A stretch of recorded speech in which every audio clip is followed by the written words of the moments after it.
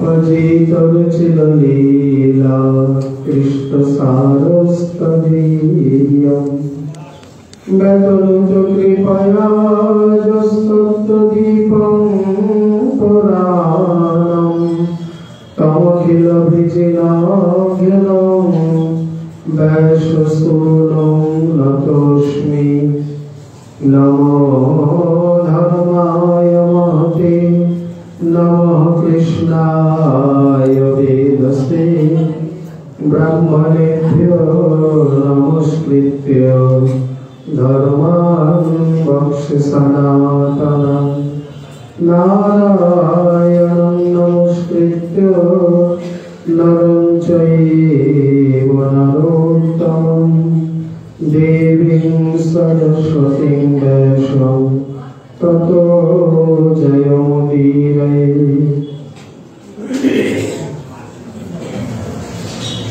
या दृष्टा निखिलाभुसंभुशमने स्पृष्टा वपुपावने रोगानामभिवन्दिता निरसने सिद्धान्तपत्राशिने प्रकाशक्तिविदायिनी भगवतु कृष्णस्य संरोपिता नस्ता तच्चरणे विमुक्तिपददा तस्मै तुलस्यै नमः। जय रूप सनातन भक्त रघुना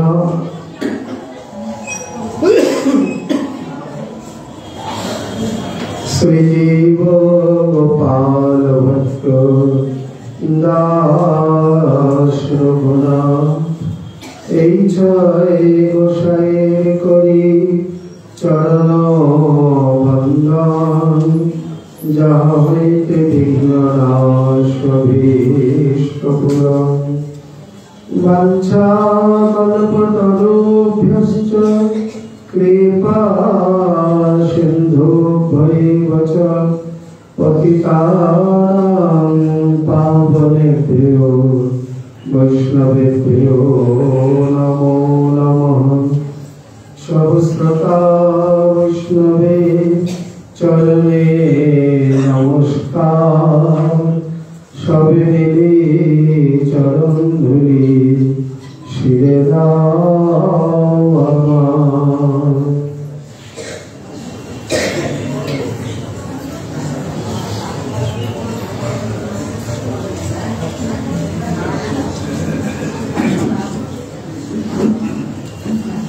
जय जय श्री चैतन्य जय नित्यानंद जय अद्वैत चंद्र जय गौर भक्तवृंद भक्तगोष्ठी सहित गौरांग जय जय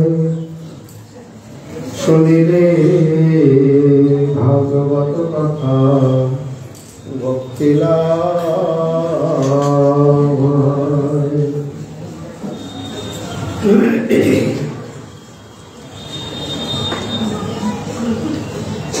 भक्त भक्ति भगवान गुरु चतुर्नाम प्रभु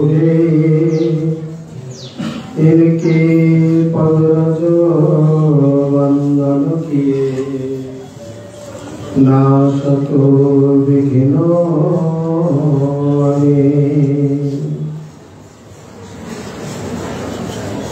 परम पूज्यपाद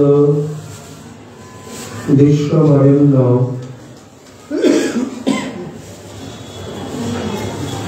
श्री श्री अमरदास जी कृपाधन्य गोस्वामी श्री नाभाजी महाराज कृत तदीय अमर महाग्रंथ श्री श्री भक्तमाले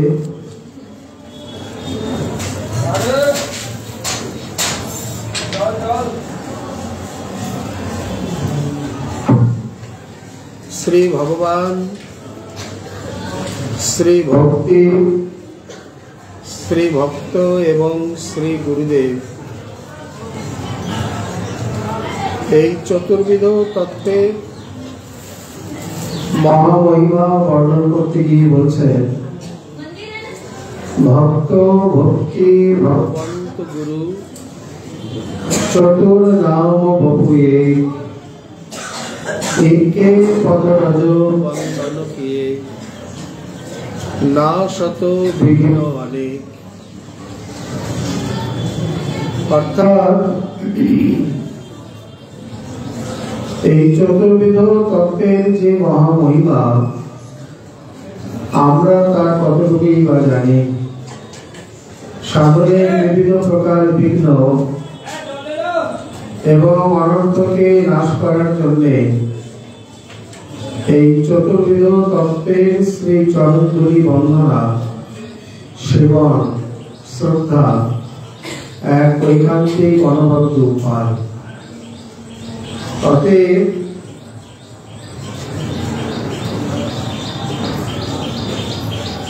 এই জন্যে তিনি প্রথমে এই চতুর্বিধ তত্ত্বের বন্দনা করছেন। এই পায়দেবী ব্যাখ্যাবাদী প্রসঙ্গে আমরা গত কয়েকদিন যাবৎ পরম পূজ্য পাদ পণ্ডিতাগ্রগণ্য শ্রী ঐকান্তিক ভজনশীল ত্যাগ বৈরাগ্যনিষ্ঠ নির্ভীক সম্প্রদায় আচার্য কাটলা নিবাসী শ্রীল প্রভু আদিমোহন গোস্বামী প্রভুপাদের পরম পাবন চরিত কথা আস্বাদন করে আসছে। তার মধ্যে গতকাল তার যে স্ফূর্তি সম্বন্ধে আমরা সামান্য দিগদর্শন করে এসেছিলাম। এই স্থানে পরপর দুটি স্ফূর্তি হয়। একবার স্ফূর্তিতে তিনি দেখছেন যে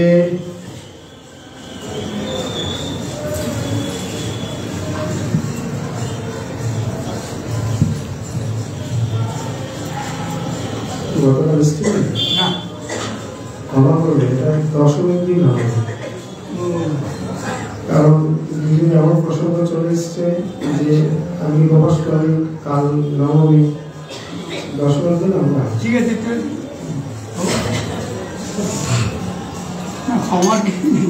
এইখানে এক স্ফূর্তিতে তিনি বৃন্দাবন কুঞ্জান্তর থেকে মাধবী মন্দির রূপে চলে আসেন, যেখানে স্ত্রী রূপে এবং আনন্দমঞ্জনের প্রিয় দাসী অনুভূতি দেবী দুজনে মিলে কৃপা করে তার সেই চৈতন্য আনয়ন করতে পারেননি, তিনি নিজেই স্বীকার করেছেন। দ্বিতীয় স্ফূর্তি লাভ করেছেন, তিনি বলছেন একদা তিনি তুলসী মণ্ডপে শ্রী হরিনাম সংকীর্তন করছেন আর আকুল ভাবে ক্রন্দন করছেন।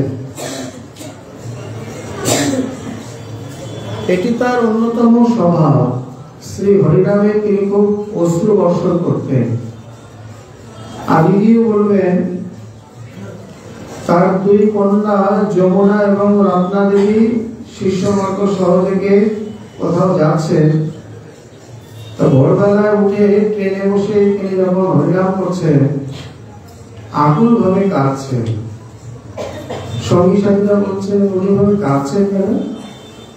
মানে উনি এইরকম হরিনামে বসলেই কাঁদতে থাকেন, এটি ওনার এই প্রকার স্বভাব হয়ে গেছে।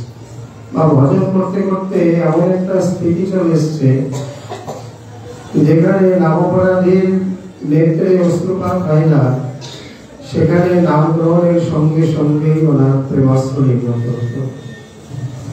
এবং কখনো এটি অধিক রূপ ধারণ করত, কখনো বা সর্বোপরি বা নিজে সামান্য আকারে। যাই হোক, এমন সময় গঙ্গা তট থেকে, মানে উনি তুলসী মণ্ডপে বসে নাম করছেন, এমন সময় গঙ্গা তট থেকে কে যেন বিশাল দীর্ঘাকৃতি সুন্দর অবয়ব আর যেন লম্বিত ভুজে ঊর্ধ্ববাহু উত্তোলনে তার সামনে এসে দাঁড়ালেন। তিনি ভাবাবিষ্ট নেত্রে যখন তার দিকে তাকিয়েছেন, দেখছেন অন্য কেউই নয়, তার সেই চির দেহ বিগ্রহ, পরনে অরুণ বসন, তার উপর নীল ধুতি, ধুতি মানে ধুতি, তার মানে লাল এবং নীল বসন পরিধানে। যদ্যপি তিনি নীলাম্বর, তথাপি আজ এই প্রকারে এসে উপস্থিত হয়েছেন। তাকে দেখে ইনি শ্রী চরণে দাদু নিতাই বলে একেবারে আশ্রয় পড়লেন। বলে নিতাই দাদু কেন? গঙ্গা মাতা বংশীয় তো, গঙ্গা দেবীর পিতা হচ্ছেন শ্রী নিত্যানন্দ প্রভু, সেই সম্পর্কে উনি যদি মাতৃস্থানীয় হন তো মায়ের বাবা তো দাদুই হবে, তাই না? এখানে আত্মীয়তা সূত্রে যদি দেখা যায় তাহলে নিত্যানন্দ প্রভু বলে তার মাতামহ, মানে মায়ের সম্পর্কে দাদু। অতএব এই জন্যে অতি আদরে স্নেহে সম্পর্কে দাদু নিতাই বলে চরণে গিয়ে পড়েছেন। তিনি এই প্রকার বলতে বলতেই চৈতন্য হারালেন। কিছুক্ষণ পরে যখন নেত্র মেলে দেখছেন তার নয়নে কি অসীম করুণা, বন্দে জগৎ প্রিয় করো করুণা অবতার। যেমন শ্রী গৌর সুন্দর তেমনি নিতাই সুন্দর, দুজনেই করুণার অবতার, দুজনেই আজানুলম্বিত ভুজ, দুজনেই দ্বিজ বল, দুজনেই এক প্রকার করকাবদাত করক বিগ্রহ, দুজনেই সংকীর্তনের পিতা। শ্রী বৃন্দাবন দাস ঠাকুর একসঙ্গে দ্বিবচনে নিতাই গৌরকে দিয়ে এই শ্লোকে বর্ণনা করছেন। অতএব এই করুণা মাখা নয়নে করুণা যেন বিগলিত ঝরঝর করে তার উপর ঝরে পড়ছে। এমন মমতাময় ভুবন ভোলানো দৃষ্টি দয়াল নিতাই চাঁদ অতি স্নেহে অতি করুণায় তার শ্রী মস্তকে চরণ তুলে দিয়েছেন। এটি নিতাই চাঁদের অনেক ক্ষেত্রেই দেখা যায়। যেমন শ্রী দাস গোস্বামীকে কৃপা করো, তিনি তার চরণে মস্তক তুলে দিয়েছিলেন। তার মস্তকে তার শ্রী ও শ্রী চরণ তিনি বিন্যস্ত করেন। এখানেও অনাদিমল প্রভুর মস্তকে চরণ বিন্যাস করে প্রবোধ দিয়ে বলছেন আমার সঙ্গে আয়। এগুলি সবই স্ফূর্তিতে, ওই যে চোখ মেলে দেখছেন তার মানে ভাবছে মূর্ছিত। তিনি মনে করছেন আমি মূর্ছিত ছিলাম, এখন চোখ খুলে দেখছি। এইভাবে করুণা অবতার তাকে ডেকে বলছেন আমার সঙ্গে আয়। কোথায় যাবেন? তিনি তার সঙ্গে সঙ্গে গেলেন, গিয়ে দেখছেন অন্য কোথাও নয়, ব্রজ বৃন্দাবনে নিয়ে গেলেন।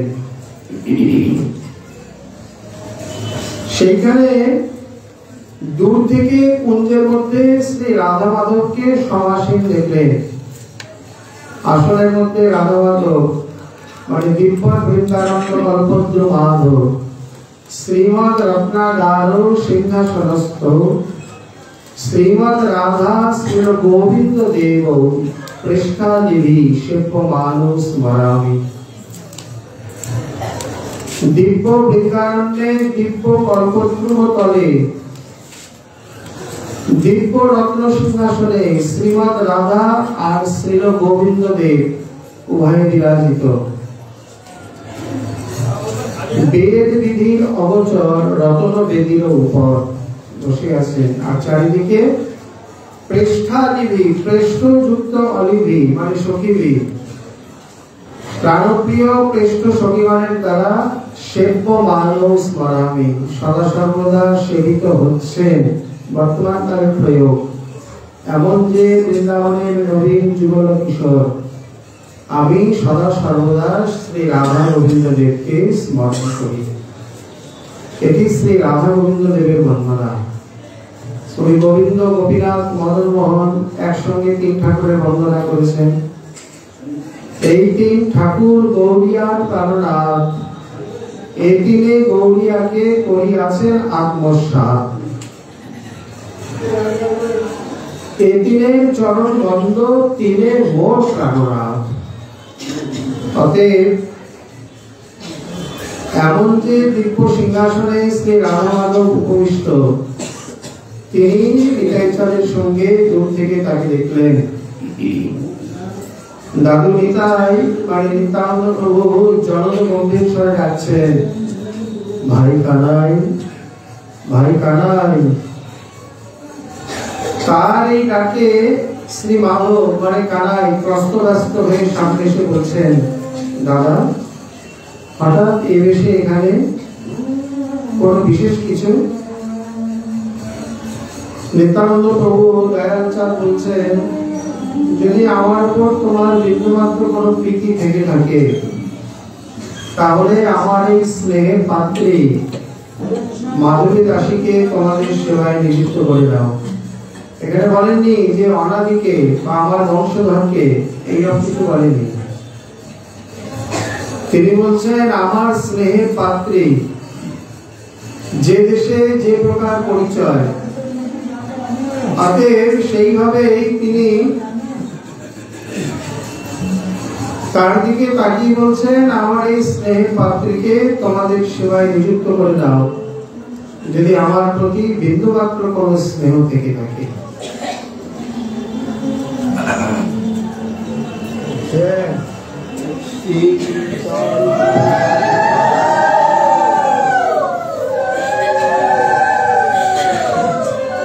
এইভাবে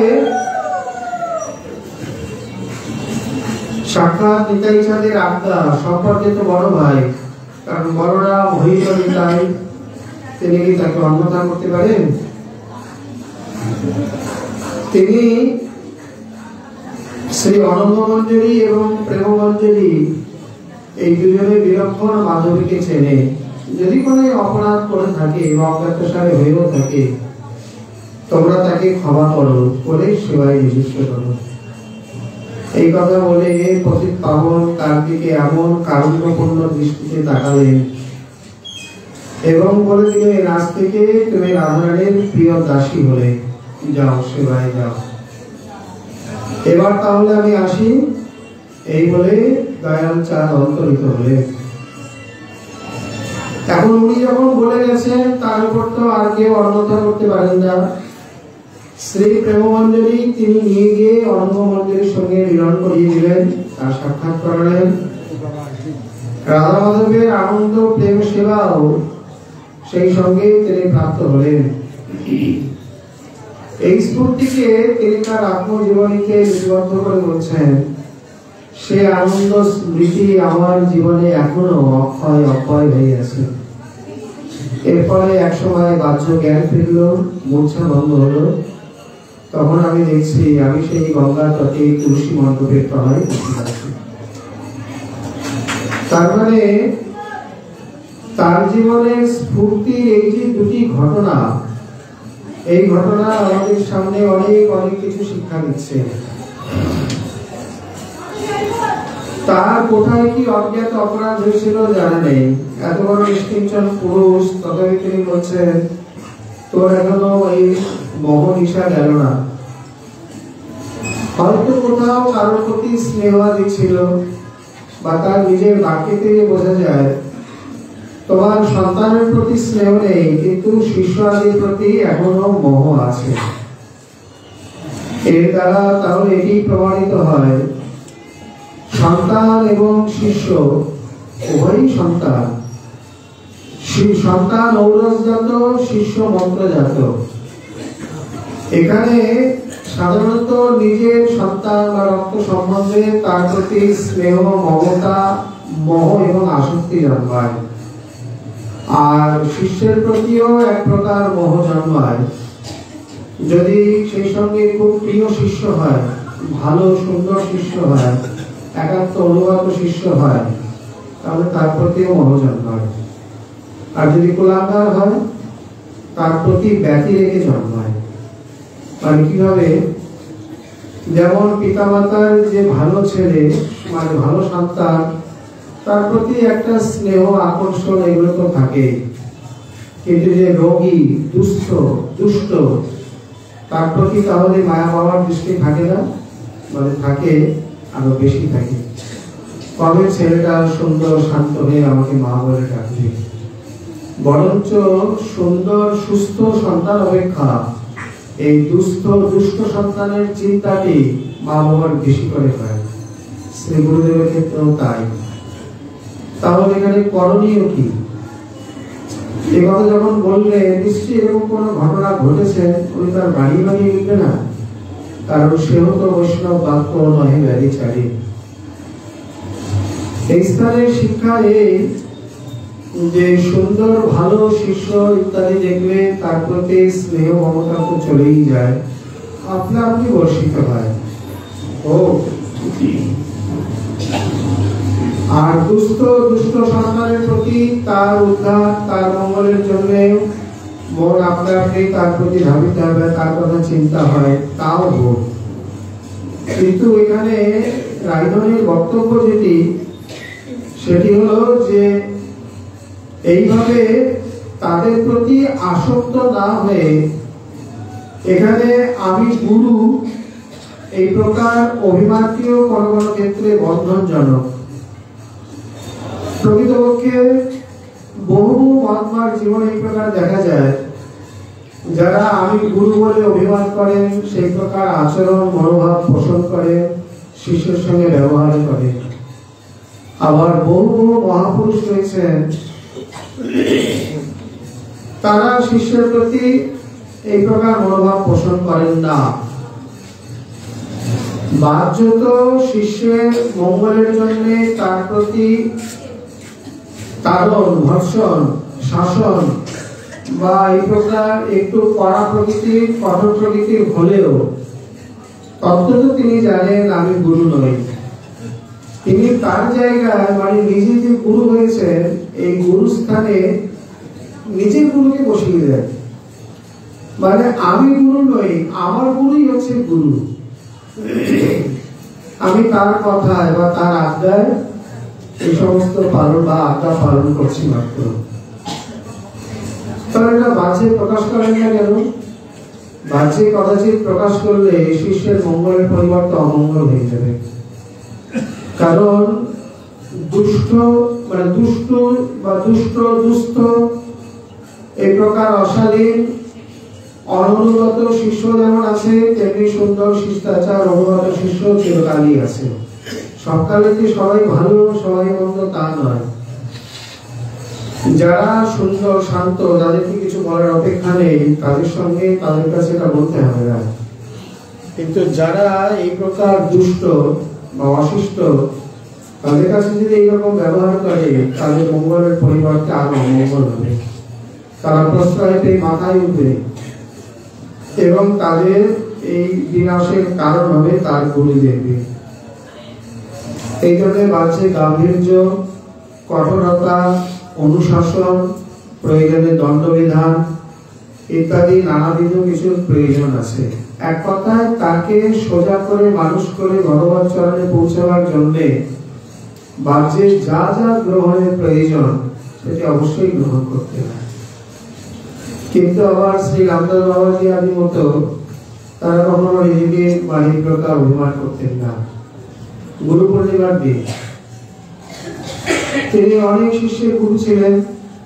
বহু লোকে তাকে পূজা করতে আসতেন। পূজা করতে করতে বেলা দুপুর আগে হয়ে যেত। ওনার প্রসাদ পেতে পেতে সেই দিন প্রহর গড়িয়ে যেত।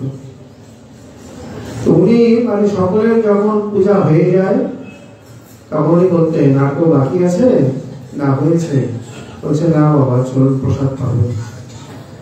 বলে তোমরা যাও, আমি আসছি। দরজাটা দিয়ে যে ঘরে বসতেন, ঘরের দরজাটা দিয়ে গায়ের উত্তরীয়টা সরিয়ে ওই পুরো ঘরে ভালো করে গড়াগড়ি দিত। এই মাথা থেকে ও মাথা, ও মাথা থেকে ও মাথা গড়াগড়ি দিয়ে তারপরে উত্তরে গাইতে এসে বলতেন দাও প্রসাদ দাও। কখনো কখনো কেউ দেখেছেন বাবা কি করে দরজা দিয়ে? কারণ যখন অনেক শিষ্য হয়ে যায় তখন সকলের একটা কৌতূহল থাকে, বাবা 24 ঘন্টা কি করে। অনেকেই নজর রাখে, অনেকেই দেখে। তো এইখানে ফাঁক ফোকর দিয়ে বা দেখছেন যে সবাই যে স্থানে এসে পূজা করে চলে গেল তাদের চরণ ধুলিকে তিনি গড়াগড়ি দিলেন। বললেন বাবা আজকে গুরু পূর্ণিমার দিনে এত বড় শিষ্যের সর্বনাশ করলেন। বলেন কেন? তাদের চরণ ধুলিতে আপনি গড়াগড়ি দিলেন। বলেন সর্বনাশ তখন হতো যদি তারা মানে শিষ্য যদি গুরুদেবকে চরণ ধুলি দিত। তোমাদের বিচারে তোমরা কি দিয়েছ? বলে না, আমি নিয়েছি। তাই তো? আপনি নিচ্ছেন, এটাও তো আমাদের অপরাধ। বলে না, আমি গুরু নই, গুরু তো আমার গুরু। এখানে তার পূজা হয়েছে, এখানে আমি কাউকে শিষ্য বলে মনে করি না। সবাই তার পূজা করতে এসছে, তার ভক্ত, তাদের চরণগুলি আজকে গুরু পূর্ণিমার পাবন দিনে দেবো না, তো কবে দেবো? তার মনোভাবে তার বিচারে তিনি নিয়েছেন। শিষ্যরা কি বলবেন? বললেন তোমাদের মনে যদি দুঃখ থাকে তাহলে আমার পন্থা অবলম্বন করো। বলে উনি চলে গেলেন। মানে আমি যেমন চরণগুলিতে বাড়া করে দিয়েছি, তোমরা আমার চরণগুলিতে বাড়া করে দাও, সেটা স্পষ্ট করলেন না। তেমনি গুরুদেবের উৎসবের দিনে সকলে প্রসাদ পেয়ে চলে যেতেন, তারপর ওই উচ্ছিষ্ট গর্ত থেকে আগে অধরামৃত নিতেন, পরে প্রসাদ পেতেন। এখন সেখানে ভক্ত, বাবাজি, বৈষ্ণব, মাতাজি, অভক্ত, কুকুর, বানর ইত্যাদি কত লোকে, মানে আমিষাসী, নিরামিষাসী কত জনে প্রসাদ পেয়ে গেছে, সবার পাতাতে এক জায়গায়। উনি কোনো বিচার করতেন না, কারণ আজ যতজনে প্রসাদ পেয়েছেন সকলে আমার গুরুর রূপ ধারণ করে এসছেন। অতএব কাকে কাটা নেবো, কাটা বাদ দেবো। গুরুদেবের উৎসব করা একটু কঠিন, বিশেষ করে এই দিনে যদি কোনো বিদ্বেষ বা সেই শত্রুতায় কাউকে নিমন্ত্রণ না দেওয়া, তার প্রতি কটাক্ষানি করা, পুরো গুরুদেবের উৎসব বন্ধ হয়ে যাবে। এরকম অনেকেই রয়েছেন যারা বোঝেন না, সামনে উপস্থিত থাকা সত্ত্বেও হয়তো বিদ্বেষ বশত নিমন্ত্রণ দিলেন না, বড় আরম্বার করে গুরু সেবা, গুরু ভান্ডার করে দিলে কতদূর কি হবে, কি পাবে ভগবানই জানে। কারণ আমরা তো সূক্ষ্ম সূক্ষ্ম বিচার থেকে অনেক দূরেই চলে গেছি। ওদিকে কথা বলতে গেলে মানে ধর্মের নামে যে বিড়ম্বনা, প্রথমে আড়ম্বর, আড়ম্বর থেকে বিড়ম্বন, বিড়ম্বন কেন? প্রকৃতপক্ষে আমাদের রাগ, দেশ, বিদ্বেষ, কুটিনাটি, হিংসা, মাৎসর্য এইগুলোকেই ত্যাগ হলো না। আর সেইখানে বড় বড় উৎসব ভান্ডারা করে 500,000 টাকা দক্ষিণা দিয়ে, ভালো জিনিসপত্র দিয়ে, রাম দক্ষিণার নাম নিয়ে কতদূর কিভাবে সে ওপরবেলাই যাবে। মূল ধর্মের উদ্দেশ্য বা আচরণের উদ্দেশ্যই যা, তাকেই তো আমরা পরিত্যাগ করে বসে আছি। অতএব আবার এই দিনে কতজনকে কত তারণ ভৎসন, এই তুমি এখানে কেন আসছো, তোমার টিকিট কোথায়, এই ওখানে গিয়ে বসো, এই সেই করে প্রকৃতপক্ষে সেই ভাব থেকে ধীরে ধীরে দূরে সরতে সরতে কোটি কোটি যোজন দূরে আজ অবস্থান করছে, তথাপি চৈতন্য হয় না। এ বড় বিড়ম্বনা। এখানে ওই প্রত্যেকে প্রসাদ এইভাবে মানে অধরামৃত নিয়ে প্রত্যেকে মানে সকলে মিলেমিশে আছে, তার থেকে এক রঞ্চ নিয়ে তারপরে প্রসাদ পেতে। মহাত্মার চরিত্রই আলাদা, কারণ এই প্রেমা যার মনে করে উদয়, তার ক্রিয়া মুদ্রা দিককে না বুঝায়। সিদ্ধ রমণদাস বাবা বৃন্দাবনে থাকাকালীন ভাঙির ঝুড়ি থেকে রুটি নিয়েছিলেন। কি বলছেন, ভাইয়া তোমার সাথে রুটি দেবে? বলছেন বাবা काल को अपराध बना दे, ब्राह्मण के घर से लीजिए, हम भागी है, चावा है, बल्कि রুটি দাও। আমি বিচার করতে বলিনি, তোমরা কি বারবার করে বলাতে উনি রুটি নিলেন। আবার এই কথা রটে গেল, সে দেওয়া ভাঙির কাছ থেকে রুটি খেয়েছে। এই বিচারগুলো আবার এখানে খুব, এই ভাঙিকে সবসময় দূরে দূরে রাখা হয়, দূর থেকে ছুড়ে রুটি দেয়, কেউ স্পর্শ করে না। আর ব্রজের সব গ্রাম দেখবেন একই ধাঁচে, বড় একটা মাটির উচ্চ স্থান, সেখানে ওপরে সব ব্রাহ্মণ বানিয়া তারা থাকে, তারপর যা ক্ষত্রিয় বৈশ্য, নিচে একেবারে শূদ্র চামার ভাঙি করিয়া এই কথা সব গ্রাম এইভাবেই সাজানো। এখানে তাদেরকে একটু দুলছাই করা হয়। এইভাবে সারা বৃন্দাবন রাজেন্দ্র রটে গেলেন। বৃন্দাবনের নির্মলী গোস্বামী আদি সকলে উপস্থিত। বাবা আপনি ভাঙির কাছ থেকে রুটি নিলেন, আর কাউকে সুযোগ পেলেন না। বাবা বলছেন কি হয়েছে তাদের, আমাকে তাহলে এক ঘরে বলে দাও। তোমরা এখানে তর্ক করতে এসছো, তোমরা জানো ভাঙিরাকে, কার কাছ থেকে আমি রুটি নিয়েছি? এরা সেই কাপড়ে ৮৮,০০০ ঋষি যারা তপস্যা করে এখানে আজ নিচু জমিতে জন্ম পেয়েছে, ব্রজের সেবা করছে। ব্রজের ধুলি নিয়ে তারা চিরদিন তাদের সেবা, সকাল থেকে সারাটা দিন তারা ব্রজ রজে পড়ে রয়েছে। আর তোমরা এসে তর্ক তুলেছ যে এই প্রকার আপনি কেন ভাগে ঢুকে গেলেন। বাবার কথা শুনে বলছেন আর খোঁচা দিয়ে লাভ নেই, এরপর যে আর কি বলবে কি সব মাথা নিচে করে বেকার চলে যায়। মহতের আচরণই এই প্রকার বিচিত্র, সাধারণ সঙ্গে মিলবে কেন? তাহলে তো সে সাধারণই হয়ে থাকে। বিশেষ হয়েছে বলেই তো তার মধ্যে আর বিশেষ আচরণ প্রকাশ পাচ্ছে। এগুলো বুদ্ধিপূর্বক করে না, হয়ে যায়, তবেই তো তার মধ্যে সেই বৈশিষ্ট্য এসে উপস্থিত হবে। অতএব এখানে শিষ্যের প্রতি সস্নেহ দৃষ্টি থাকবে, কিন্তু মোহ বা আসক্তি জন্মাবে না। তাহলে ভক্ত হয়ে গেলেন, গুরু হয়েও। বক্তব্যের তাৎপর্য তাই।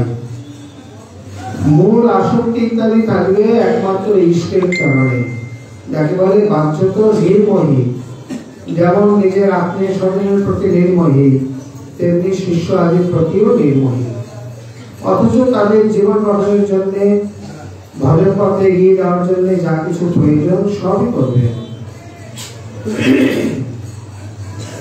প্রয়োজনে যেমন চড় থাপড় দেবেন, আবার প্রয়োজনে তাকে দুধ বাড়ি করেও খাওয়াবে, স্নেহিত করেও চলে নেবে, আদরও করবে, কিন্তু তথাপি তারপরেও নির্মোহী।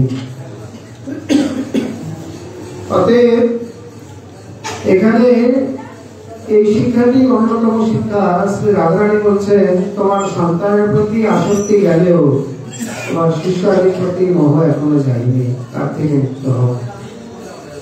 এই রূপে তিনি তার এই সুন্দর দুটি স্ফূর্তি লিপিবদ্ধ করে যান।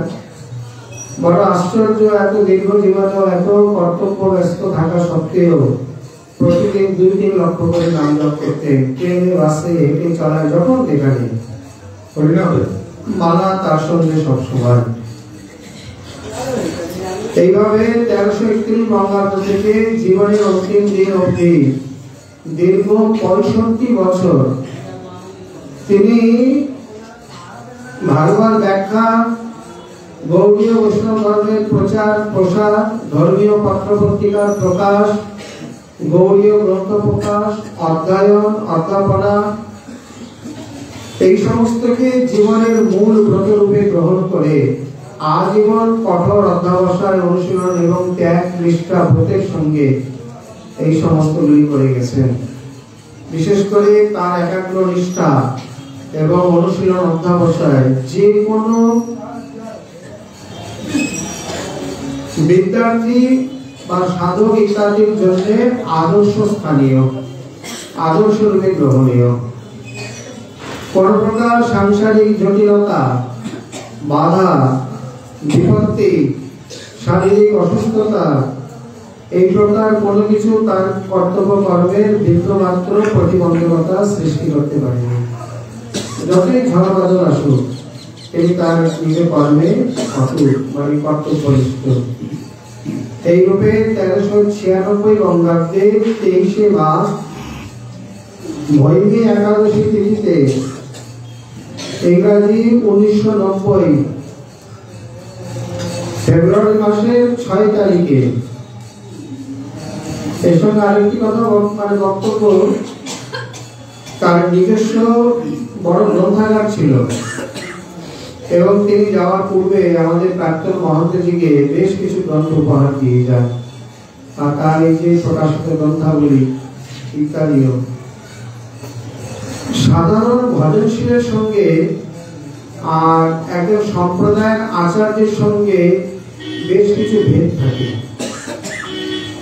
যেমন আমরা কথা প্রসঙ্গে বলে এসেছি, অভিরাম ঠাকুর আজকে শ্রীনিবাস আচার্য প্রভুর তিথি, আমরা পরেই বলি, বা সেই কথাই অভিরাম ঠাকুর যখন তাকে জয়মঙ্গল চাবুকে একবার স্পর্শ করেন, বাজারনামা ঠাকুরানী সেখানে ছিলেন।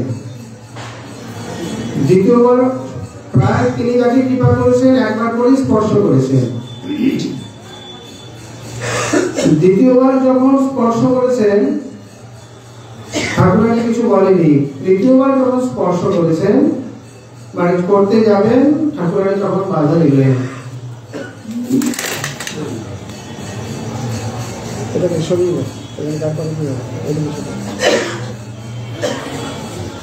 তিনি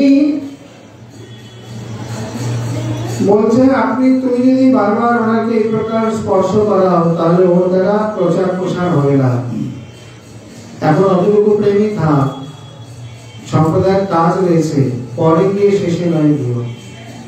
এর দ্বারা বুঝিয়ে দিলেন যে আচার্য যদি অতিশয় এই প্রকার প্রেমিক হয়ে পড়ে তাহলে তার দ্বারা প্রচার প্রসার বা দায়িত্ব কর্তব্য ইত্যাদি পালন করা কঠিন হয়ে পড়বে। এই কারণে তিনি নিষেধ করলেন। একজন ঐকান্তিক ভজনশীল যেভাবে মনোনিবেশ করতে পারে, একজন আচার্য সেভাবে পারে না। তার মাথায় থাকে গুরু দায়িত্ব কর্তব্য, সেগুলো তাকে পালন করতেই হয়। তিনি যদি কর্তব্যের থেকে মুখ ঘুরিয়ে নেন তাহলে অনেক কিছু উচ্ছৃঙ্খলে চলে যাবে, বিনাশ হয়ে যাবে। এই কারণে তিনি দায়িত্বের চাপে সাম্প্রদায়িক অনুরোধে পারেন না। এইরূপে ইনিও দীর্ঘকাল এই প্রকার একনিষ্ঠ থেকে 1990 খ্রিস্টাব্দের 6 ফেব্রুয়ারি 1396 বঙ্গাব্দে 23 মাঘ ভৈমী একাদশী মঙ্গলবার মধ্যাহ্ন বেলা 12:45 81 বর্ষ বয়ক্রমে, মানে 65 বছর প্রচার প্রসার ভজন সাধন ইত্যাদিতে গেছে। আর মূল বয়স হয়েছিল 81 বছর। একেবারে সরকারি ছিলেন না। এই সময় সজ্ঞানে শ্রী রাধা নাম জপ করতে করতে মাধবী মঞ্জরী রূপে রানী কমলিনী কুঞ্জে তিনি শ্রী প্রিয় রাধা মাধবীর সেবায় প্রবিষ্ট হন। বলে শ্রী আদি মোহন গোস্বামী প্রভু কি। তার মহাপ্রয়াণে বৈষ্ণব জগতে যে উজ্জ্বলতম জ্যোতিষ্ক আমাদের ছেড়ে চলে গেলেন বা যে বিরাট ক্ষতি হলো সেটি বলাই বাহুল্য। তার অন্তর্ধানে যে সকল মহাপুরুষগণ তার উদ্দেশ্যে বিরহ পুষ্পাঞ্জলি প্রদান করেছিলেন তার থেকে সামান্য অংশ আমরা একটু আলোচনা করি। শ্রী ঋষিত কুমার গোস্বামী রাম সীতাপাড়া নবদ্বীপ, উনি লিখছেন, গোস্বামী শুধু অনাদি মোহন মহিমা গাথা করিলে প্রচার এই অবনীতে হরিতে জীবের কৃতাপ দেখা। বাস্তবিক তুমি অনাদি মোহন, আপন ভজনে হইয়া বিভোর, পান করি ব্রজের মধুরস। অনাদি মোহন চরণ সেবিয়া অনাদি মোহনে করিলে বস। অনাদিকাল থেকে যিনি মোহন রূপ রয়েছেন তিনিই তো অনাদি মোহন। সেই অনাদি মোহন রূপ ধারণ করে অনাদি মোহনের সেবা করে তাকে বশ করে নিবে। কোন গুরুজন ভাবি কালকতা রেখেছিল তবে এমন নাম, বাৎসল্য গরবে হইয়া গরবিত পুরাতে সকল মনস্কাম। একটা যদি বিচার করে দেখা যায়, আগেকার দিনে যে সুন্দর সুন্দর নাম রাখা হতো, বর্তমান সময়ে নামের খুবই বিকৃতি ঘটেছে। সেই সঙ্গে সঙ্গীত জগতেরও আগেকার দিনের সুর সঙ্গীত, তার পদ পদলালিত্য মাধুরী, আর বর্তমান সময় মানে একটা কথা আছে মিউজিক থেরাপি। এই প্রকার সুন্দর মনের মতো সঙ্গীত হলে মনের ব্যথা মাথা যন্ত্রণা ইত্যাদি চলে যায়, আর বর্তমান সময় সঙ্গীত শুনলে মাথা ব্যথা আরো বাড়ে, রোগ ব্যাধি বাড়ে, এমন সব দুর্ভাগ সঙ্গীত। বলা যায় আগেকার দিনের ভদ্রতা শিক্ষা রুচি আর বর্তমান দিনের ভদ্রতা শিক্ষা বা রুচি ইত্যাদির মধ্যে, সংস্কার আদির মধ্যে কত আকাশ পাতাল ফারাক। এই জন্য বলছেন, কোন গুরুজন ভাবি কালকতা, মানে ভবিষ্যৎ দূরদর্শিতা দেখে তোমার এমন সুন্দর মোহন নাম রেখেছিল। ভক্তি গ্রন্থ আদি করি অনুবাদ, ভক্তি গ্রন্থ আদি করি অনুবাদ, সহজ সরল বঙ্গ ভাষে সকল মর্ম কথা প্রকাশিলে সেটা সভা তার সুমতি আসে। গ্রন্থ সেবা এক অনন্য সেবা, যাতে প্রত্যেকে যথার্থ সুমতিকে প্রাপ্ত হন, তার জন্য এই গ্রন্থ সেবা অন্যতম এক উদ্দেশ্য। বিচরিলে নিজে কতবা গ্রন্থ, বিরচিলে নিজে কতবা গ্রন্থ, কত প্রবন্ধ তত্ত্বে ভরা, পঠনে যাহার ভক্তি হৃদয়ে কৃষ্ণ দায়িত্ব ধরা। সেই সঙ্গে নিজের যে রচনা আমরা বলে আসলাম, এই সকল গ্রন্থ রচনার যে মৌলিক সিদ্ধান্তে ভরপুর, যে রসায়ন গ্রন্থ যে অনুশীলন করেছেন তিনি জানেন। ভক্ত বিরহ দারুণ বিরহ, সেগুলো বিরহ বুকে সহা নাই যায়, তবুও সহিছে নিদারুণ ব্যথা, তবুও সহিছে নিদারুণ ব্যথা, হৃদয় বলিয়া পাষাণ প্রায়। তিনি নিজেই এই প্রকার শ্রী ঋষি কুমার প্রভু বলছেন, ভক্ত বিরহ অত্যন্ত নিদারুণ ব্যথা, সহ্য করা যায় না, তবুও পাষাণ হৃদয় বলে এখনো মনে হয় সহ্য করে যাচ্ছে। শ্রী রামমোহন গোস্বামী কাটোয়া বর্ধমান এম.এ. বৈষ্ণব দর্শন তীর্থ, তিনি লিখছেন, গঙ্গাকুল সমুদ্ভূতং সুধামুখী বল্লভম, কান্তি দেবী নন্দনম চারুচন্দ্র জীবনম, ঘোষ হাট বাসিন মরাদি নাম ধেয়ম, বিপ্রকুল ভূষণম নমামি ভক্ত রসিকম। সুন্দর একেবারে সহজ পরিচয়। গঙ্গাকুল সমুদ্ভূত, তিনি গঙ্গার তীরে আবির্ভূত হয়েছিলেন। শ্রী সুধামুখী দেবীর পতি, কান্তিমালা দেবীর পুত্র এবং চারুচন্দ্র প্রভুর জীবন ধন। গঙ্গাকুলে ঘোষহাট নিবাসী যে অনাদিমোহন প্রভু, যিনি বিপ্রকুল ভূষণ, তাকে তিনি রসিককুল শিরোমণি, সেই ভক্ত রসিককে আমি প্রণাম করি। শাস্ত্র জলধি সুস্নাতম ভক্তি ব্যাখ্যা নিপুণম, রূপানুগ ভজন প্রিয়ম মঞ্জরি ভাব সাধিতম। যিনি অনন্ত শাস্ত্র নিষ্ণাত, ভক্তি ব্যাখ্যায় অত্যন্ত নিপুণ, রাগানুগ বা রূপানুগ ভজন প্রিয়, মঞ্জরি ভাব সাধনায় যিনি অন্যতম সিদ্ধি লাভ করেছিলেন। রাধা দাস্য প্রার্থিনম ব্রজবাস বাঞ্ছিতম, ভক্ত প্রিয় কারিণম নমামি ভক্ত রসিকম। যিনি রাধা দাস্য প্রার্থী, ব্রজবাস কাঙ্ক্ষী, যিনি ভক্ত প্রিয়কারী, এমন যে ভক্ত রসিক, তাকে প্রণাম করি। আসলে মহান্তরীয় রাধাদাস্য প্রিয়, অনিয় রাধাদাস্য প্রিয়, এই জন্য বলে দুজনের হৃদ্যতা এত গভীরে গিয়েছিল। গৌরাঙ্গ নিধি ভাবকম নিত্যানন্দ সেবিনম, সংখ্যা নাম জপস্তম জপন্তম মনসী গিলা স্মরন্তম। হৃদয়ে যার শ্রী গৌর সুন্দর, সাক্ষাৎ যিনি নিত্যানন্দ কুল সেবী, যিনি সদা সর্বদা সংখ্যা নামে এবং লীলা স্মরণে ভক্ত, উচ্চের হরি গায়ন্তম কৃষ্ণদাস ভাবিতম, বৈষ্ণবজন বন্দিতম নমামি ভক্তি রসিকম। যিনি এই প্রকার নিজেকে কৃষ্ণদাস মনে করে সদা সর্বদা উচ্চস্বরে হরিনাম করতেন, এমন যে সর্ব বৈষ্ণবজন বন্দিত ভক্ত রসিক শ্রী অনাদিমোহন প্রভুকে বারবার বন্দনা করি। তিনি নিজেও তার একটি অনুভূতিতে সানুভূতি প্রকাশ করেছেন একটি লেখনীতে। তার এই পত্রটির নাম হলো ফিরে আয় সহচরী, আমাদের সকলের জন্য। ঘুম ভরে শুনি যেন কে ডাকে আমারে, মাধুরী ফিরিয়ে আয় বলে বারে বারে। সেবার সময় তোর যেতেছে বইয়া, তাই তোর ডাকিছেন দেবী কৃষ্ণ প্রিয়া। অনন্ত মঞ্জরি তোর পরম আশ্রয়, দেহ তোরে কৃপা করিবে সুনিশ্চয়।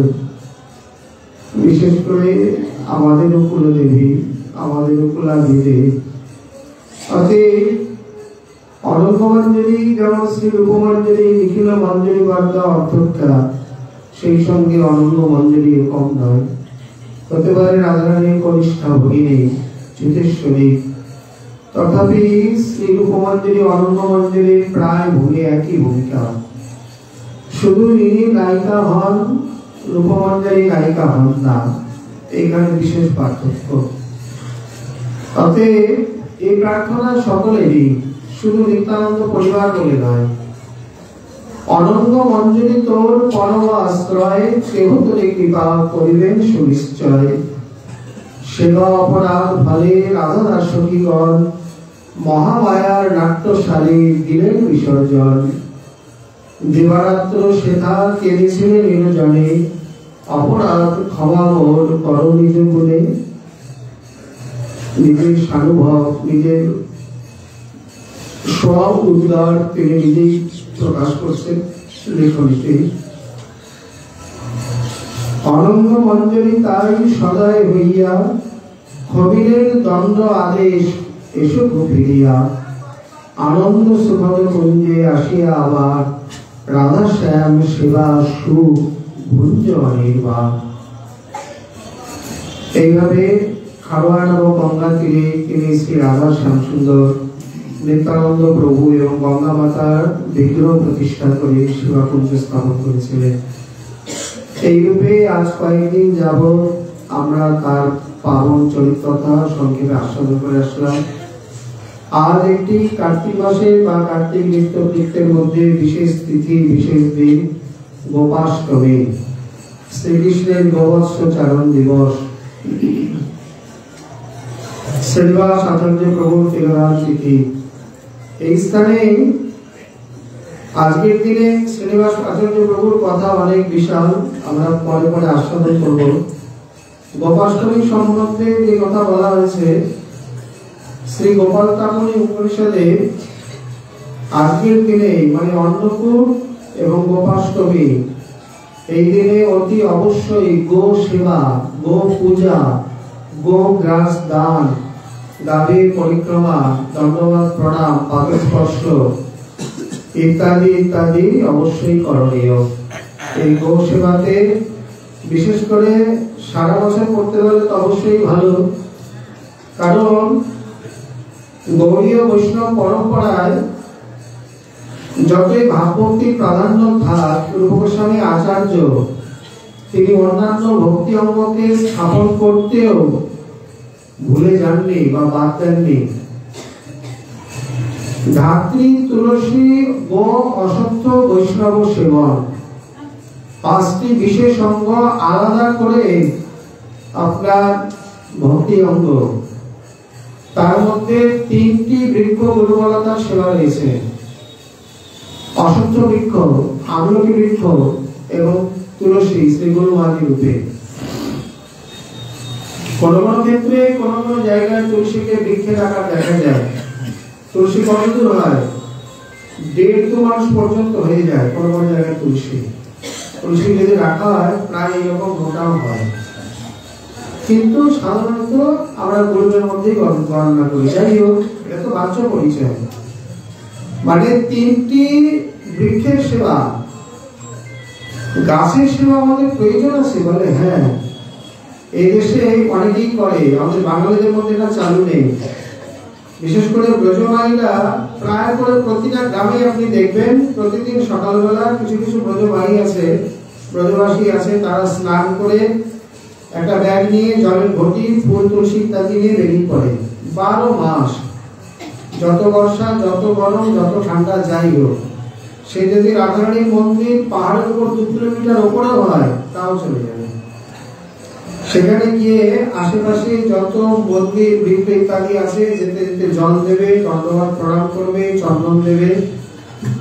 এর অনেক অনেক মহিমা আছে। বিশেষ করে এই সকল বৃক্ষাদিতে নিত্য জলদান আদি পূজার দ্বারা নবগ্রহ খুব শান্ত থাকে। বিশেষ করে গ্রহের প্রকোপ ইত্যাদি, বা জ্যোতিষীরা বলে 1 লাখ টাকা দিয়ে নবগ্রহ কবচ নাও, যারা নিচে পারবেন যাওয়ার দরকার নেই। এই প্রকার বৃক্ষলতা থেকে নিত্য জলদান ইত্যাদি করলে তাতে প্রচুর লাভ হয়ে থাকে। যেমন বুধবারে অশ্বত্থ বৃক্ষ, আজকে কি বার? অশ্বত্থ গাছ আজকে জলে ভরে যাবে। তেমনি বৃহস্পতিবারে কলা গাছ। এইভাবে তুলসী তো প্রতিদিন আসে। এই প্রকার যারা সেবা করেন তাদের গ্রহ শান্ত হয়ে থাকে। সেই সঙ্গে গো সেবা, বৈষ্ণব সেবা তো অঙ্গরূপে রয়েছে, তদের মধ্যে রয়েছে চতুর্বিধ অঙ্গে, পঞ্চবিধ অঙ্গে এবং 64 প্রকার অঙ্গে বিশেষ রূপে অধিকার করে আছে। তুলসীও চতুর্বিধ অঙ্গের মধ্যে আছে, পঞ্চবিধ অঙ্গে নেই। কিন্তু তুলসী বৈষ্ণব জগতে এত অঙ্গাঙ্গী ভাবে জড়িত, কোনো কিছুতেই তুলসীকে বাদ দিয়ে কখনোই কল্পনা করা যায় না।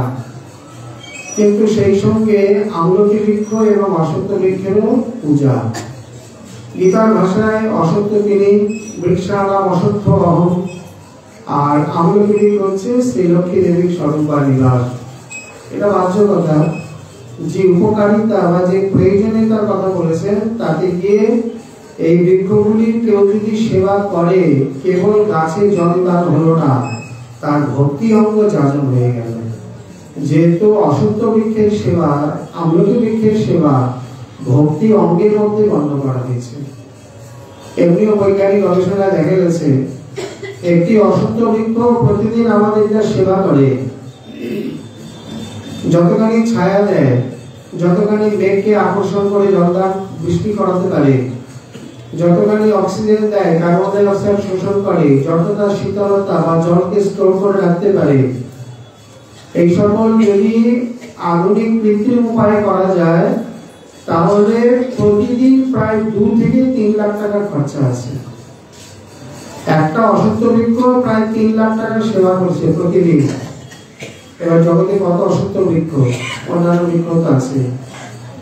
আজ থেকে বেশ কিছু বছর আগে যাদবপুর বিশ্ববিদ্যালয়ে কলকাতায় হাইড্রোজেন অক্সিজেন মিলে যে জল হয় তাকে দেখাতে গিয়ে কয়েক লক্ষ টাকা খরচা হয়ে যায়, প্রায় 25-30 বছর আগে। তাহলে বছরে ভগবান কত জল দিচ্ছেন, কত হাইড্রোজেন অক্সিজেন সেখানে, কে বিল ধরে, কে হিসাব করে। সেই সঙ্গে গো সেবার কথা আমাদের মধ্যে অতটা চালু নেই। এই দেশে পাঠ মাত্রে গো সেবার কথা তো অবশ্যই থাকবে, গোগ্রাস, গো সেবা দান ইত্যাদি। মানে গো সেবার অঙ্গ বাদ দিয়ে যেন কোনো আধ্যাত্মিক অনুষ্ঠান হয় না, হতে পারে না। গো সেবার কথা যদি আমরা এখন বলি, এত কথা রয়েছে। বিশেষ করে গো সেবা সম্বন্ধে জানতে গেলে ওই যে গীতা প্রেস গৌরপুর থেকে প্রকাশিত গো সেবা অঙ্ক করবেন, মাথা ঘুরে যাবে। গরু সম্বন্ধে এত কথা রয়েছে। গো মাতা প্রথমে বলতে গেলে আকবর বীরবলকে বলছেন, বীরবল দুধের মধ্যে কার দুধ সব থেকে ভালো? বীরবল বলছে মহিষের দুধ সব থেকে ভালো। মহিষের দুধ? আকবর মনে করেছে নিশ্চয় গরুর দুধের কথা বলবে, গাই দুধের কথা বলবে। বলছেন কেন গাই দুধ? বলছেন না না, ওটা দুধ নয়, ওটা তো অমৃত। আপনি দুধের কথা বলেছেন, এই জন্য বলেছি দুধের মধ্যে মহিষের দুধ ভালো। তাহলে গাই দুধ, ওটা দুধ নয়, ওটা অমৃত। প্রকৃতপক্ষে সারা পৃথিবীতে একমাত্র ভারতীয় দেশি গাভীর মধ্যে 6 প্রকারের প্রয়োজনীয় খাদ্যগুণ পাওয়া যায়, যাকে সুষম খাদ্য বলা হয়। একমাত্র গাই দুধ গ্রহণ করে কেউ বেঁচে থাকতে পারে, অন্য কোনো খাবারের দরকার নেই। এর মধ্যে carbohydrate, fat, vitamin, protein, mineral এবং এনজাইম ইত্যাদি যাবতীয় যে খাবার সমস্ত কিছু এর মধ্যে পেয়ে যাবে। অতএব একমাত্র দুগ্ধপান করে কেবলমাত্র কেউ বেঁচে থাকতে পারে। ভারতীয় দেশি গাভী তুলনামূলকভাবে একটু ছোট হয় আর পিঠের মধ্যে কুঁচ থাকে, সমান নয়। অন্যান্য গাভীর এই প্রকার লক্ষণ দেখা যায় না। আর ভারতীয় দেশি গাভীতেই একমাত্র সোনা তৈরি হয়, আর কোন গাভীতে সোনা দুধে সোনা তৈরি হয়। কি প্রাকৃতিক নিয়ম! আমাদের মেরুদণ্ডে রয়েছে সুষুম্না নাড়ি, ইরা, পিঙ্গলা আর সুষুম্না। ইরা পিঙ্গলাকে দেখা যায়, সুষুম্নাকে দেখা যায় না। তেমনি তাদের মেরুদণ্ডের ভিতর রয়েছে সূর্যকেতু নাড়ি। এই গাভী যখন রোদে ঘুরে বেড়ায় বাইরে, ঘরে বসে থাকলে হবে না, রোদে ঘুরতে হবে, তখন ওই পিঠের মধ্যে সূর্য কিরণ পড়ে আপনা আপনি সূর্যকেতু নাড়ির মধ্যে সোনা তৈরি হয়। আর সোনা, সেই সোনা প্রাকৃতিক উপায়ে চলে যায় গাভীর দুধে এবং মূত্রে। বিশেষ করে দুধে বেশি থাকে। কতটা পরিমাণ? 1 কুইন্টাল দুধে 10 গ্রাম, মানে গুঞ্জা ফলে, পুঁজ ফলের মতো। 10 গ্রাম সোনা তরলিত মানে লিকুইড ভাবে থাকে। 10 গ্রাম সোনা কম নাকি? 10 গ্রাম সোনার বর্তমান দাম কত? 1 লাখ টাকা। কত? 1.33। তাহলে 100 লিটার দুধে 100 লাখ টাকা। বাজারে কিনতে গেলে আপনাকে ডাবল বৈতরণ করে দেবে সোনা চাঁদি চমৎকার। তার মধ্যে কোথায় সোনা চাঁদি? মানে আমাদের মস্তিষ্কের জন্য স্বর্ণ ভস্য এবং রৌপ্য ভস্যের প্রয়োজন হয়। যে কারণে বলে কি তাহলে সোনা পুড়িয়ে পুড়িয়ে খাবে? ওইভাবে পারবে না, শরীর নিতে পারবে না। ভারতীয় দেশি গাই দুধ পেলে আর সোনা চাঁদি চমৎকার খেতে হবে না, আপনা আপনি ওটা বেড়ে চলবে। এই জন্য তো লোহার পাত্রে বা সোনা রূপার ইত্যাদি পাত্রাদির প্রয়োজন হয়, শিলে বাটা মশলা ইত্যাদির প্রয়োজন হয়। এগুলো সবই আমাদের শরীরের জন্য। এগুলো বাদ দেবেন, তখন বাজার থেকে ট্যাবলেট কিনে খেতে হবে। কাঁচা নিম পাতাকে বাদ দেবেন, তখন বাজার থেকে নিম পাতার ট্যাবলেট লাগবে। কোনো না কোনো ভাবে তো শরীরে দিতেই হবে।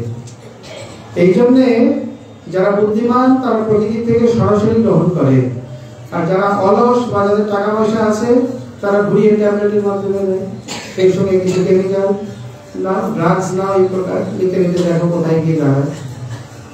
অতএব গাভীর মধ্যে বা গো জাতি কেন তিনি গোপালক হলেন, কেন তিনি গোপাল নাম নিলেন? জগতে আর কোনো পশু নেই, এত নিরীহ, কোন প্রকার উৎপাদ নেই, চুপচাপ পড়ে আছে। খেতে দিলে খেলো, মানুষ ভালোবাসবে না কেন, তাকে সেবা করবে না কেন? মধ্যপ্রদেশে এক কাপড়ের দোকানদার, বড় দোকানদার, একদিন ঘুরতে ঘুরতে গরু চলে আসে। তো সবাই এদেশে মোটামুটি সকলে আদর যত্ন করে, গোগ্রাস দিয়েছেন। গরুটি পরপর প্রতিদিনই আসা শুরু করলো। কুকুর, গরু ইত্যাদি এমন 2-3 দিন আদর করলেই পরপর আসতে থাকে, বা মহিলাদিও এইরকম, প্রায় পশু পাখি, কারণ তাদের আহারের একটা প্রয়োজন থাকে। এইবার বড় কাপড়ের দোকান, বাজারে সপ্তাহে একদিন দোকান বন্ধ থাকে। ওই দিন গরু কি করবে? খুঁজতে খুঁজতে ঠিক তার বাড়িতে গিয়ে উপস্থিত। দোকানদার দেখে অবাক, বাড়িতে এলো কিভাবে, চিনল কিভাবে, তাকে ঠিকানা কে দিল? ঠিকানা দিতে লাগে না, একটা প্রবাদ আছে, গাবো গন্ধেই না পশান্তি, গরু গন্ধেতে দেখে। গরু গন্ধ প্রদান, সামনে খাবার দেবেন, পশু পাখি আগে শুকে নেবে, দেখে নেবে, উপযুক্ত হলে খাবে, নেলে খাবে না। ওই যে রাস্তা দিয়ে চলাচল করে না, ওই গন্ধ শুকতে শুকতে চলে গেছে। ভুল হয়নি, একেবারে সঠিক বাড়িতে উপস্থিত। আমরা আমাদের শিক্ষিত বলে মনে করি, কিসের শিক্ষিত? ঠিকানা দিও, কোন বাড়িটা বললেন? আরে মনের মাথায় কি না হাতে চলে গেল, ডান হাতে। এখানে কি পাঠান? মোবাইলে লিঙ্ক পাঠান, লোকেশন পাঠান, তারপরে কি সে বাড়ি চিনতে পারবে? গরু লোকেশন কে দেয়? কোনো লোকেশন লাগে না, কিচ্ছু লাগে না। এমন শিক্ষিত, এমন মানে শিক্ষা প্রাপ্ত, ঠিক অন্য বাড়ি যায়নি, কোনো বাড়ি ভুল হয়নি। এবং যেদিন আমার দোকান খোলা থাকে সেদিন বাড়িতেও যায় না, যেদিন দোকান বন্ধ থাকে সেদিন আমার দোকানেও যায় না, বাড়িতে চলে যায়। কে শিখিয়েছে এইভাবে? আরেক ঘটনা, সত্য ঘটনা উল্লেখ করেছেন, উত্তর ভারতের কোন এক ব্যক্তি এই মধ্যপ্রদেশের কাছাকাছি এখানে কোন ঋণ আদি বা কার্য আদির জন্য গেছেন, গিয়ে দৈবযোগে সেখানে তার মৃত্যু হয়। এখন হঠাৎ করে কেউ আসেনি, মৃত্যু হয়ে গেছে, বুঝতে পারেনি, সুস্থ লোক। তা পকেটের কাগজপত্র খুলে খুলে দেখে বাড়িতে ফোন করেছেন, কিন্তু ফোন করার আগে আশ্চর্যের দৃশ্য দেখছেন, বাজারে যত গরু ছিল যেগুলো চলে বেড়ায়, সঙ্গে সঙ্গে মৃতদেহটা ঘিরে দাঁড়িয়ে গেল। বাড়ির লোক যখন এসছে, বলছেন আপনার ইনি কে হয়? বলে বাবা। কেউ বলছেন কাকা, কেউ বলছেন অন্য কিছু।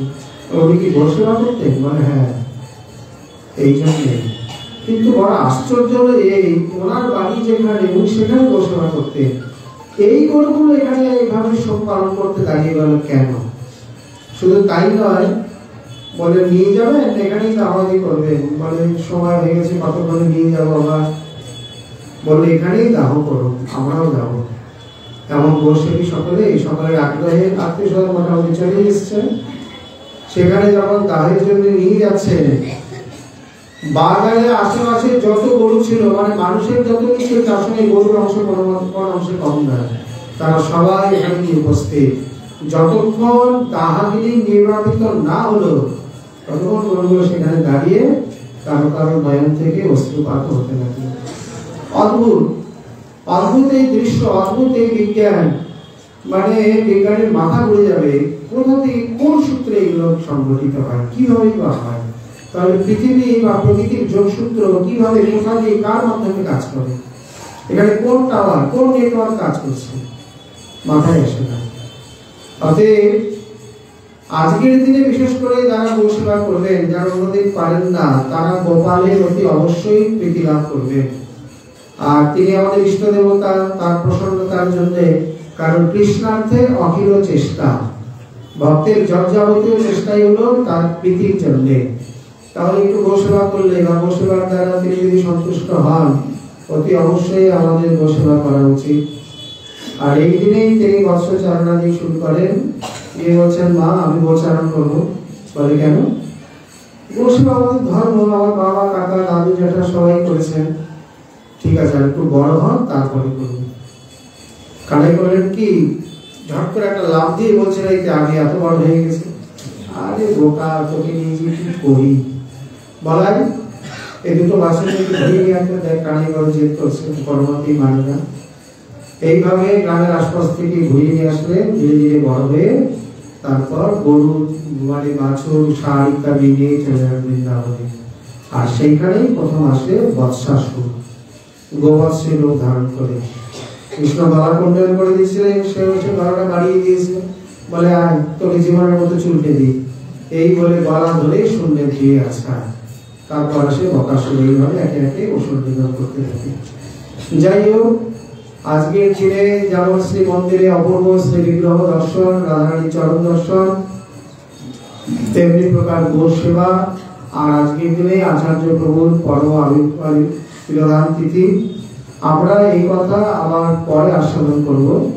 আজকে আমাদের ভাগবতী কথা এইখানে বিশ্রাম করব। নিতাই গৌর হরি বল। সকলে প্রসাদ নিয়ে যাবে, ক্ষীর প্রসাদ সকলেই নিতে পারবে। জয় গুরু।